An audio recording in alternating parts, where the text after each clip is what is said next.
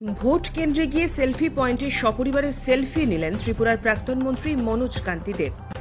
শুক্রবার পূর্ব ত্রিপুরা জনজাতি সংরক্ষিত আসনে লোকসভা নির্বাচনে ধলাই ত্রিপুরা জেলা কমলপুরে সপরিবারে ভোটদান করে আদর্শ ভোট কেন্দ্রের সেলফি পয়েন্টে সেলফি ছবি তুললেন ত্রিপুরার প্রাক্তন মন্ত্রী তথা বিধায়ক মনোজ কান্তি দেব।